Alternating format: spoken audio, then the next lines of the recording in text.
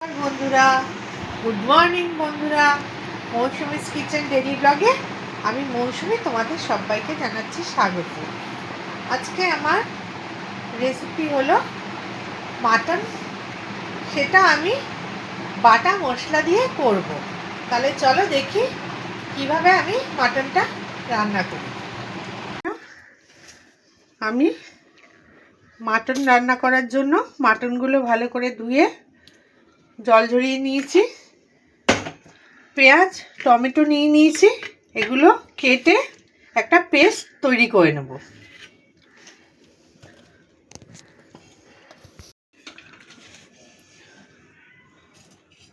বন্ধুরা, আমি মাংসটা মাখানোর জন্য পেঁয়াজ আর টমেটো ভালো করে পেস্ট করে নিয়েছি।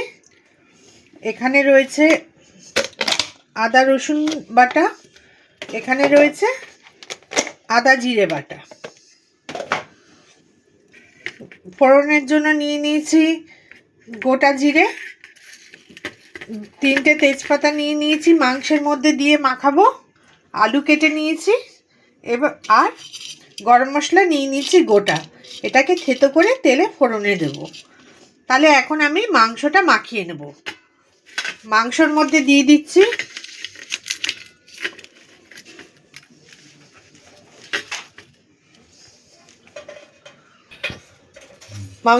তেজপাতা দিয়ে দিলাম, দিয়ে দিচ্ছি টমেটো, পেঁয়াজের পেস্ট,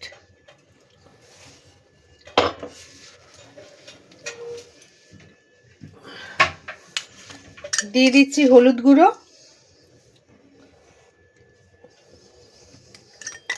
এইভাবে করে খেও বন্ধুরা, অসাধারণ হয় খেতে। দিয়ে দিচ্ছি লঙ্কা গুঁড়ো,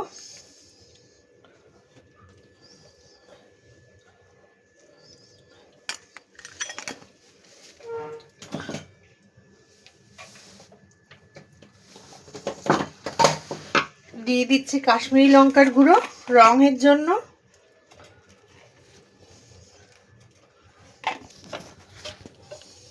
এবার দিয়ে দিচ্ছি পরিমাণ মতো নুন।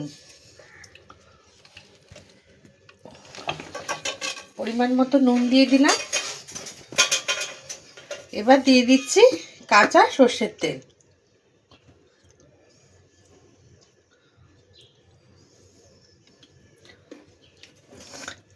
এবার সবগুলোকে ভালো করে মাখিয়ে নেব।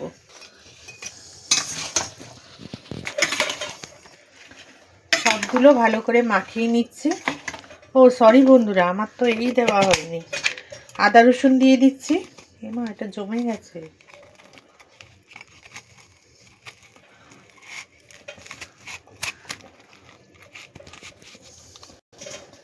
আদা জিরে দিয়ে দিচ্ছি।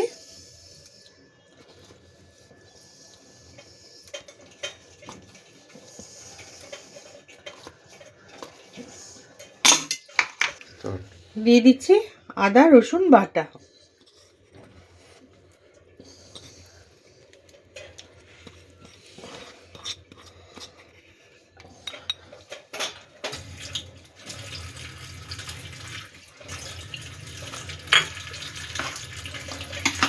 এবার ভালো করে সব মিশিয়ে দেবো।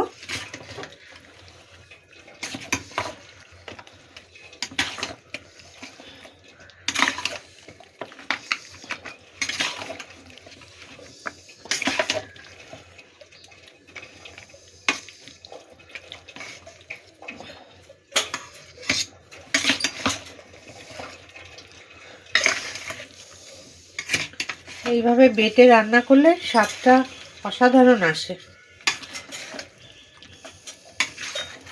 একবার এইভাবে করে খেও বন্ধুরা, আশা করছি তোমাদের ভালো লাগবে।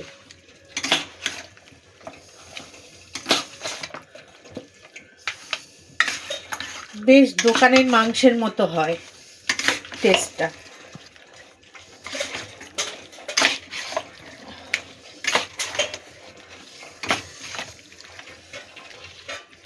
দেখো আমার মাখানো হয়ে গেছে। এবার এটাকে আমি ঢেকে আধ ঘন্টা রেখে দেবো, তারপর রান্না করব। বন্ধুরা, ওভেনে আমি কড়াই বসিয়ে দিয়েছি, তেলও দিয়ে দিয়েছি, বেশি তেল দেব না। এবার তেলটাকে একটু গরম করে নেব।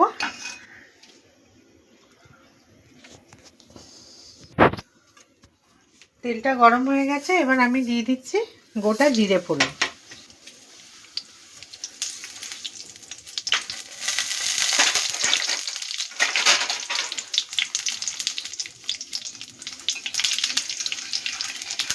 জিরেটা একটু ভেজে নেব।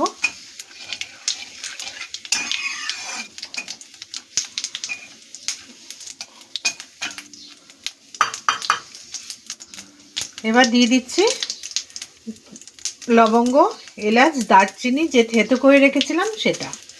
আমি এই যে দিয়ে দিলাম গরম মশলা, আর দেব না। এইভাবে করে খেও বন্ধুরা, দারুণ টেস্ট হয়, গন্ধটাও ভালো আসে। ফোড়নটা ভাজা হয়ে গেছে, এবার আমি পেঁয়াজ কুচি দিয়ে দিলাম।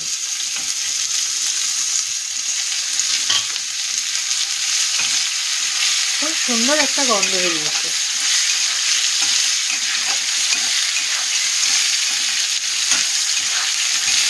পেঁয়াজটাকে একটু লাল করে ভেজে নেব।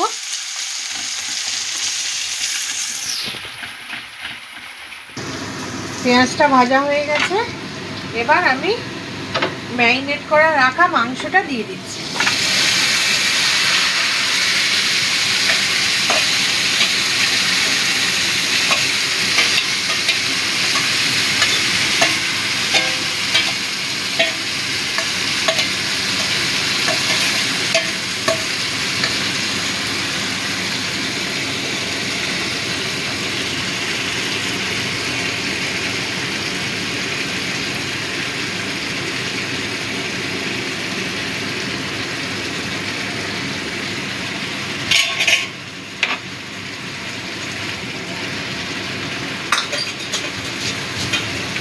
এবার ভালো করে মিশিয়ে দেব।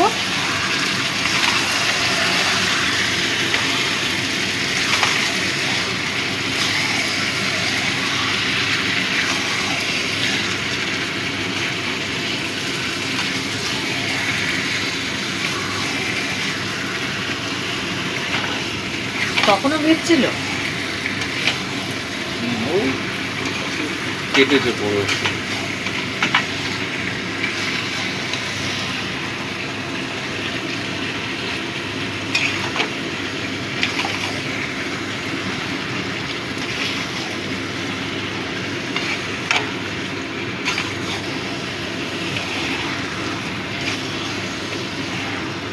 মাংসটা ভালো করে মিশিয়ে দিয়েছি, এবার একটু ঢাকা দিয়ে দেব।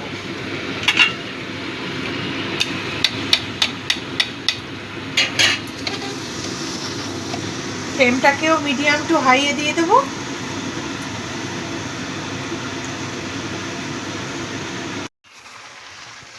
আমি ঢাকাটা খুলে একটু মাংসটা উপর নিচ করে দিচ্ছি।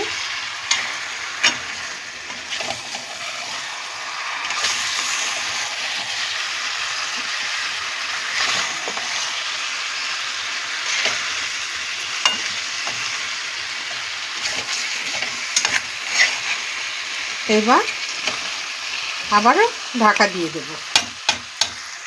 এবার ফ্লেমটাকে একদম লো করে দেব। মাংস থেকে অনেকটা জল ছেড়েছে, আমি আবার সব মিশিয়ে দিচ্ছি। এই জলটা পুরো টানিয়ে নেব যাতে তেলটা বেরিয়ে আসে।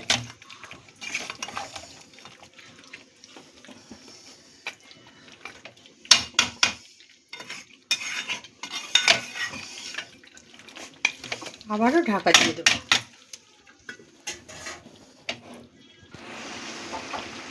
দেখো বন্ধুরা, পুরো কষানো হয়ে গেছে, তেল বেরিয়ে গেছে ভালো মতো।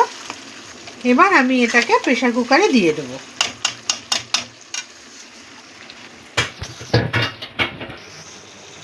আমি প্রেসার কুকারে মাংসটা নিয়ে নিচ্ছি।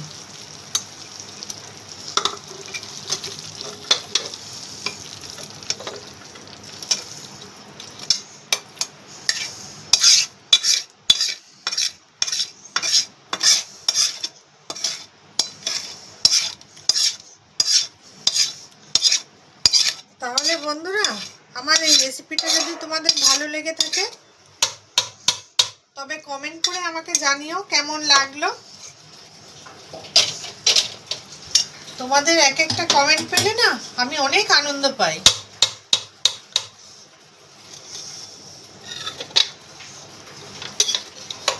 আর আমার চ্যানেলটাকে সাবস্ক্রাইব কিন্তু অবশ্যই করো বন্ধুরা, আমি যাতে এগিয়ে যেতে পারি।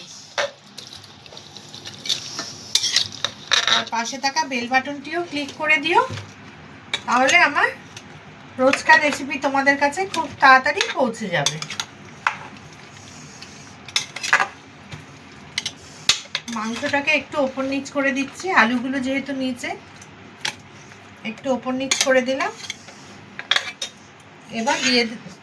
এবার যে গামলাতে মাংসটা মেখেছিলাম তাতে কিছুটা মশলা লেগে আছে, সেই মশলাটা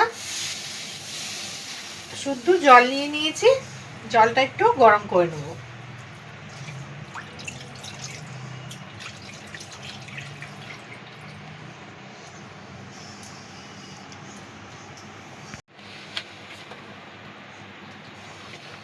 জলটা আমার গরম হয়ে গেছে ভালো মতো। এবার আমি এই জলটা দিয়ে দেব।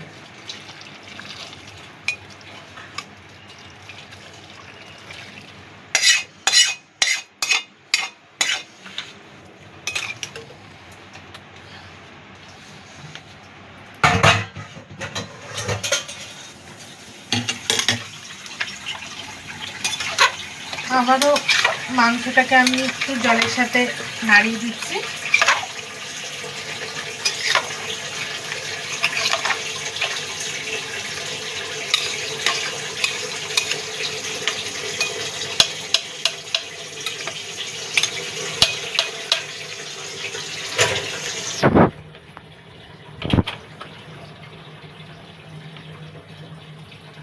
এবার আমি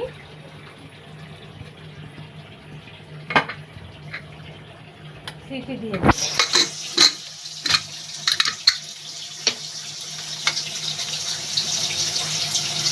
8টা সিটি দিয়ে নেব, তাহলে মাংসটা খুব ভালো মতো সেদ্ধ হয়ে যাবে।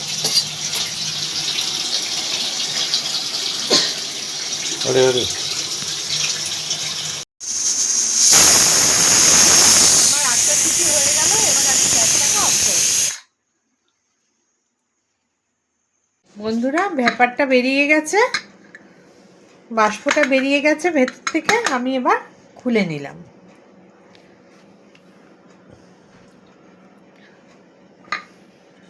তাহলে বন্ধু, এই হচ্ছে আমার মাংসের ফাইনাল লুক। তোমাদের যদি ভালো লাগে তবে কমেন্ট করে কিন্তু আমাকে অবশ্যই জানিও, বাড়িতে করে খেয়ে। আজ এখানেই আসছি বন্ধুরা, আবারও চলে আসবো নতুন একটা রেসিপি নিয়ে। তোমরা ভালো থেকো, সুস্থ থেকো। আর আমার ভিডিওটা দেখবার জন্য তোমাদেরকে অনেক ধন্যবাদ।